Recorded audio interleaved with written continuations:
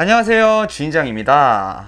여러분, 이별이라는 상황은 항상 되게 무겁고 진지하고 되돌릴 수 없을 것처럼 느껴지지만 사람의 감정은 생각보다 유약한 것이기에 어떤 경우는 한 번 선택한 선택을 절대 되돌릴 수 없지만 어떤 경우 한 번 확 달궈진 감정이 가라앉고 머리가 환기되고 나면 의외로 쉽게 이별을 철회하고 재회를 할 수 있는 경우들도 있습니다. 하지만 대부분 어떤 경우가 많냐면 당장 이별 얘기를 들으면 내 입장에서는 불안한 감정에 폭탄이 터지게 됩니다. 그리고 이 경우 이 사람을 붙잡아야겠다는 생각을 하게 되는데 여기서 포인트가 빨리 이 사람의 마음을 돌려서 내 안에 터진 이 폭탄을 잠재워야겠다 이 생각을 하게 됩니다. 난 이 우울감이 지금 당장 너무 괴롭고 빨리 안정감을 느끼고 싶으니까 이 사람이랑 단판을 지으려고 합니다.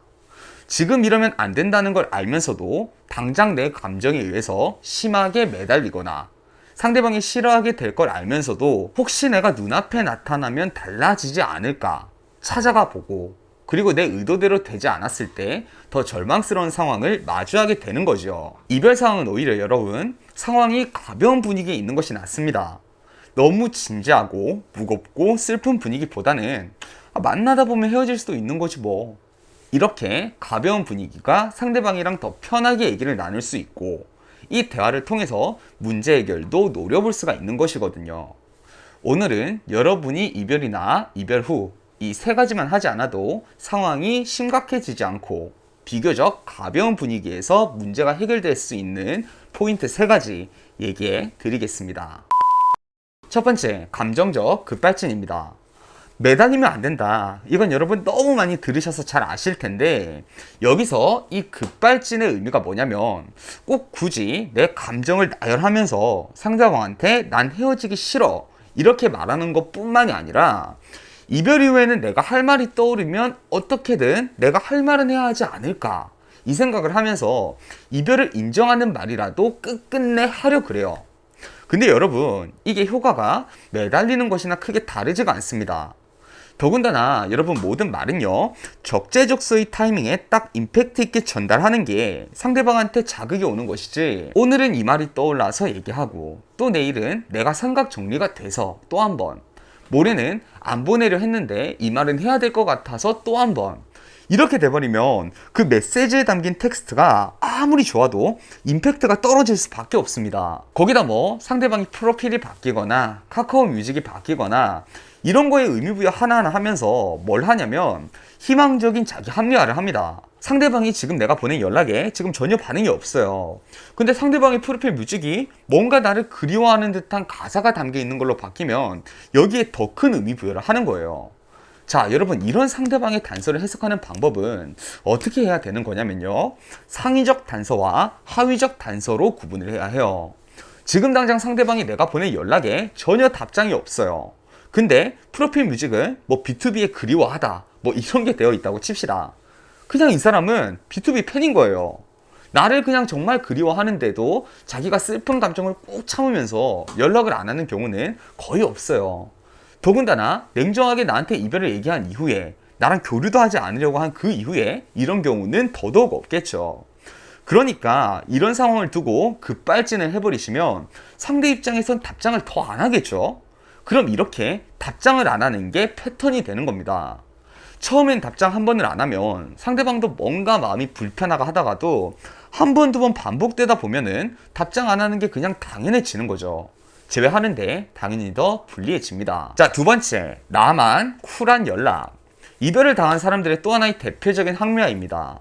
그럼 내가 매달리는 연락이 아니면 괜찮지 않을까? 내가 내 자존심을 지키면서 연락을 하면 연락을 해도 괜찮은 거 아닐까? 이렇게 나만 쿨한 연락을 하는 거예요. 보통 이런 연락을 하게 되는 게 진짜 제가 유튜브에서 이런 얘기 좀 안 들었으면 좋겠는데 내가 자존심을 지키면서 고프레임을 보여주지 않으면 가치가 떨어진다. 이 얘기 좀 그만하세요. 물론 이별 이후에 가치 하락이 안 중요한 게 아니에요. 근데 이건 이별 상황마다 다른 거잖아요. 내가 잘못해서 상대방이 다 지쳐서 헤어졌는데 내가 이별 이후에 하나도 아쉽지 않은 척 갑질을 하면 그게 죄가 되겠습니까?